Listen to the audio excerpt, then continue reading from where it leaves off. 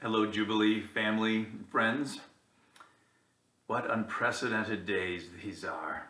I'm recording this message at my dining room table today, and everybody that I Zoom with from this spot wants to know about the artwork hanging on the wall behind me. It's a beautiful piece of art that my wife Phyllis made years ago to adorn our living room, and I like it very much. So you can enjoy it as you're listening. You know, in all my life, I would never, ever have dreamed that we would be doing church together like this. If you're like me, then the last few weeks have started to take its toll on your mental health. It's hard to put my finger on it, but just under the surface, there's a growing feeling of dread that's spreading through my mind, and it's even messing with my body. Trouble is brewing. It's at the center of every conversation with my family, my friends, my coworkers. It's inescapable. You try to turn the conversation to other things, but other things are all so trivial in comparison. All conversation inevitably and magnetically is drawn back to the pandemic and its life-altering effects. This invisible current of dread running through the world is messing even with our attention spans. The unconscious stress flowing through us leaves us mentally exhausted. You want to watch the news, and at the same time, you don't want to watch the news. And the social distancing is making many of us feel trapped. Some of us are escaping by consuming vast amounts of media all day long. Others are escaping through the abuse of alcohol or drugs.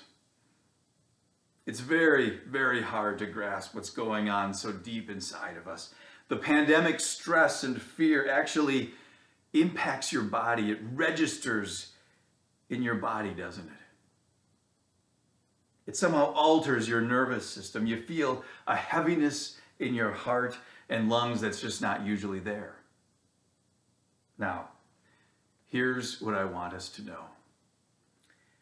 Jesus knew this very feeling.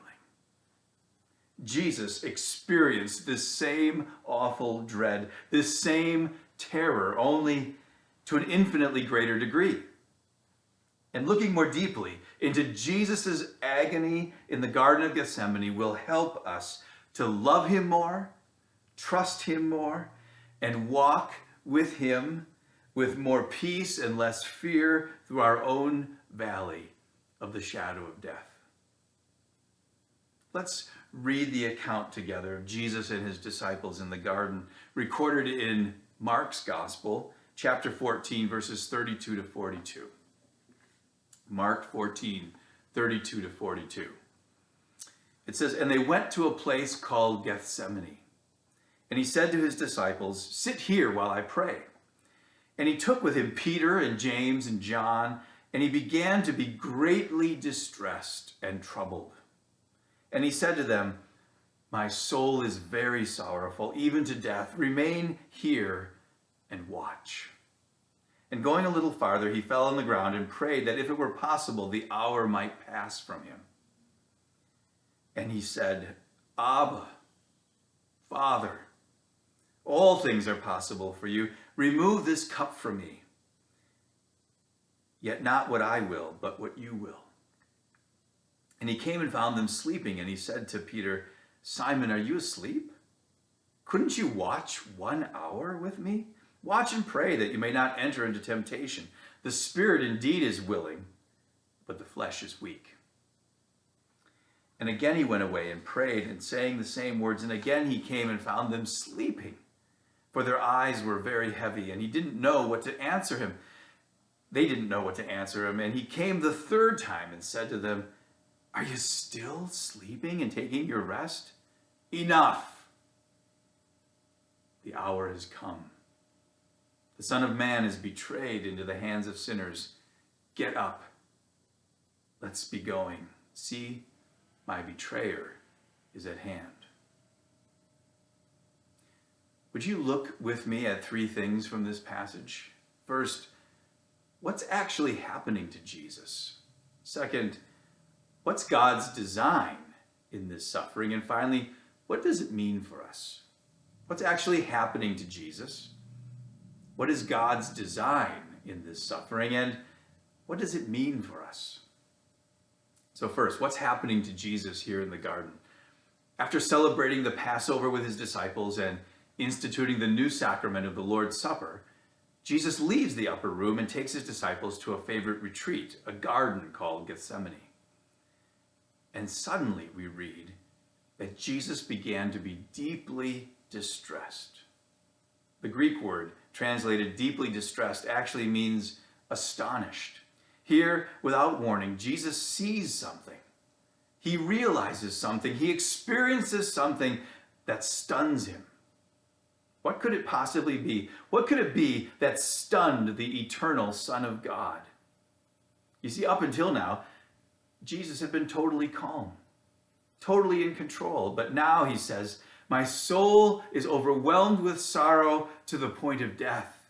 What's going on? It also says in this text that Jesus was troubled. The Greek verb here means to be overcome with horror. Jesus is suffocating with terror. Something's been unleashed upon him. A weight, a crushing weight, sits on his chest, and he's overwhelmed. Surely, it's got to be something more than the fear of death. Throughout history, many others, even martyrs, have faced death with more courage than this. And this sorrow must be even more than the prospect of a torturous death. It's something so troubling, so excruciating, that it caused the Son of God to sweat great clots of blood on a cold night. What was this overwhelming sorrow? Well, Jesus tells us himself. He said, it was the cup. The cup of God's infinite wrath for the infinite offense of our sin against an infinitely holy God. The cup. What was it that shocked the unshockable Son of God? Didn't he know he was going to die? Well, sure he knew. His sacrifice was the whole point of his mission. He was born to die, to rescue sinners. For weeks, he'd been repeatedly telling his disciples that he was going to Jerusalem to suffer many things and to be killed by sinful men. No, Jesus isn't being surprised here in the garden with new information. But now he's beginning to taste what he will experience on the cross. And it goes far, far beyond physical torture and death.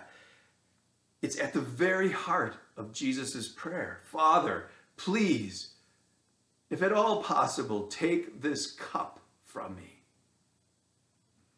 In Isaiah 51, God speaks about this cup. He says, the cup that made you stagger, the goblet of my wrath. And in his sermon, Christ's Agony, Jonathan Edwards put it like this. He said, in the Garden of Gethsemane, Jesus had a near view of that furnace of wrath into which he was to be cast. He was brought to the mouth of the furnace that he might look into it and stand and view its raging flames and see the glowings of its heat, that he might know where he was going and what he was about to suffer. Do you see it? In the day ahead, Christ would suffer from the hands of men. But here in Gethsemane, he began to suffer from the hands of God. For the first time in his life, God treated his son, his only son, not as he had from all eternity, in accord with his perfect obedience and perfect righteousness, but now in accord with his infinite sinfulness. 2 Corinthians 5:21 says, for our sake, God made him to be sin who knew no sin. God made Jesus to be sin And now he was tasting the cup of God's wrath. And what is the essence of the wrath of God? What's the just payment for all our sin? What was Jesus tasting as he stared into the cup that night and pleaded with his Father, Abba, if at all possible, can you remove it from me? Ultimately, God's wrath is being forsaken by God. Until now, all his life, whenever Jesus turned to the Father, the Spirit flooded him with love. What happened visibly at his baptism and again at his transfiguration happened invisibly inside of Jesus every time he prayed. But now, for the first time in the garden, Jesus turns to the Father and all he can see before him is wrath, the abyss, hell. The source of all love, all life, all light, all good had turned his face away from him. Jesus was beginning to experience separation from his Father, a separation that would culminate on the cross, an experience so horrifying that merely a foretaste of that separation made him stagger. Now, why? Why did God give his Son such a terrifying foretaste of his wrath that night in Gethsemane? God's ultimate design for his Son's suffering in Gethsemane was the fullest possible display of the extravagance of his love for us. We see the perfection of his love in two ways. There are two aspects regarding Christ's death that shine particularly bright in Gethsemane. First, Christ's willingness to die. And second, our unworthiness of his death. Both of which accentuate the extravagance and fullness of his perfect love. Think with me for a moment. Love must be voluntarily offered, or it isn't love at all. There may be acts of duty that are compelled by love, but true love cannot ever be compelled by duty. Jesus wasn't forced or coerced into action. He came willingly to seek and to save the lost. If we don't understand Christ's death as voluntary, I believe we don't understand his death at all. Do you remember his testimony in John 10? He said, "For this reason the Father loves me, because I lay down my life that I may take it up again. No one takes it from me, but I lay it down of my own accord. I have authority to lay it down, and I have authority to take it up again. This charge I have from my Father." From this we can conclude that Jesus offered himself as a willing sacrifice for you and for me. He wasn't blindfolded from what he was about to suffer. Instead, he looked straight into the abyss, into the furnace, and he tasted the staggering fury of the cup of God's wrath. Christ accepted the terms of his rescue mission with full disclosure. In his humanity, Jesus poured out his heart to the Father. He honestly and desperately asked God to change the circumstances, praying that if possible, the cup might pass from him. He cried out, "Abba, Father, everything is possible for you. Please take this cup from me." 3 times he asks, "Is there any other way to rescue them without having to personally drink the cup?" Even at his 11th hour, it was still possible for Jesus to abort his mission and leave us to perish. But he doesn't consider that option. He begs his Father to carry out the mission some other way, but he doesn't ask him to abandon it altogether. Why? Because the only way to spare us from God's wrath was to willingly submit to it himself. The only way for him to spare us from God's wrath was to willingly submit to it himself. Tim Keller said of this submission to the Father, he said, Jesus doesn't deny his emotions and he doesn't avoid the suffering. Instead, he loves into the suffering. Isn't that good? Jesus loved into the suffering. Amid his suffering, he obeys for the love of the Father and for the love of us. Which really is all the more unbelievable because of the wickedness of his disciples. At the same time as the glory of Christ's love is here on display, so is the shameful sinfulness of his closest followers. And make no mistake about it, Peter, James, and John are here in the garden as our representatives. How often I've unjustly thrown shade at these three weak, sleep-deprived disciples, but don't kid yourselves. We would have done the same thing. We're all just as callous, just as self-absorbed, just as unloving. Never before did Jesus ever ask anything of his disciples, but here, during the most terrifying night of his life, he asks his best friends to spend the night with him in prayer. And what do? And what would we have done similarly? They abandoned Jesus. They abandoned him spiritually, emotionally, just as they would physically abandon him within the hour. And they were given more than a single chance, right? Instead, 3 times they forsook their friend in his greatest hour of need. Oh, what false friends are we. And how true is Romans 5:8. But God shows his love for us in that while we were yet sinners, Christ died for us.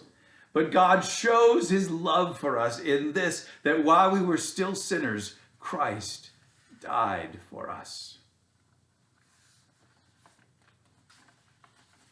Christ went to the cross with eyes wide open. Wide open to the wrath he was to suffer, and wide open to the wickedness of those he would suffer for. Christ went to the cross with eyes wide open to the wrath he was to suffer, and wide open to the wickedness of those he would suffer for. Oh, how he loves you and me. What does Jesus' Gethsemane sufferings mean for us today, particularly concerning this current pandemic? I believe the challenge every hour in these days is, can I trust God? Can I trust God if I lose my job and have no way to pay my rent or my mortgage? Can I trust God when I see my retirement savings lose 30% of their value in a single week? Can I trust God to reach out to love those who are sick and suffering? And can I trust God if I become sick from COVID-19 and die? In his brilliant book, Trusting God Even When Life Hurts, author Jerry Bridges contends that trusting God ultimately requires us to believe 3 truths about him, like a threefold cord that can't be broken. These 3 simple truths are as follows. First, we have to believe that God is completely in control of the universe. Second, that he's infinitely wise. And third, that God is perfect in love. Let those 3 truths sink in, right? In order to trust him in the midst of any trial, any adversity, we have to believe that he's completely sovereign and in control of the universe. From the big things to the hairs on your head to the smallest virus. Second, we have to believe that he's infinitely wise, that his wisdom is as high above our own as the heavens are above the earth. And third, that he is perfect in love. And it's this third one that we are so helped with by the Gethsemane story, right? These 3 truths are amazingly powerful and life-steadying. They're a mountain of strength to stand on in all circumstances, in all adversity, in all trials. I find myself preaching these 3 truths to my heart almost every hour these days. I remind myself of them first thing when I wake up in the morning, and I review them the last thing before I put my head on the pillow at night. And how do I know that my God, that our God, is perfect in love?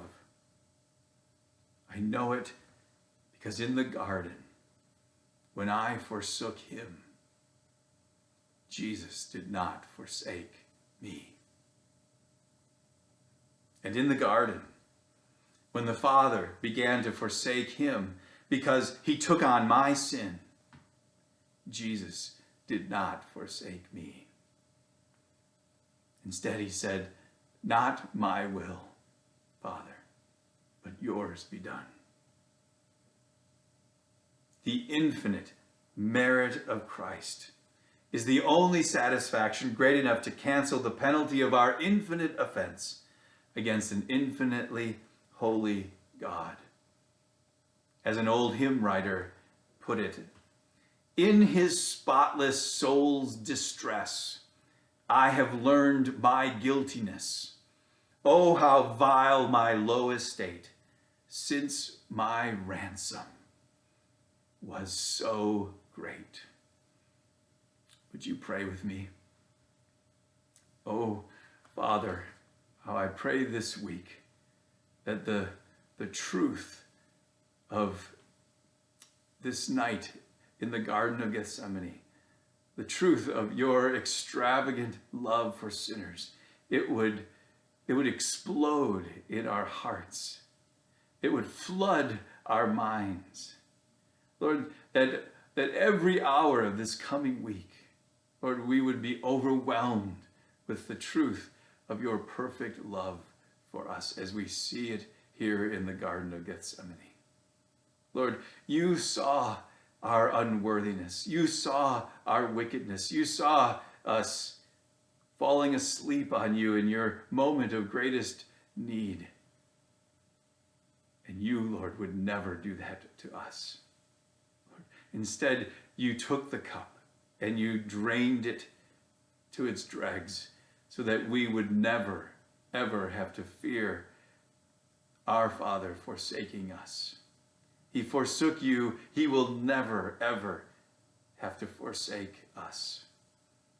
So, Lord, I pray that this week that you would calm all of our fears. Lord, that a peace that passes understanding would rule in our hearts. Lord, and it would govern the words of our mouths, and it would govern the things that we think about, and it would govern our emotions. Lord, that everything would be governed by peace. And that peace, out of that peace, Lord, we would then reach out to neighbors and love them and speak this glorious truth of your Gethsemane love. Lord, would you do this for the display of your great glory and for our good. In Jesus' name, amen. Thank you, Jubilee. God bless you.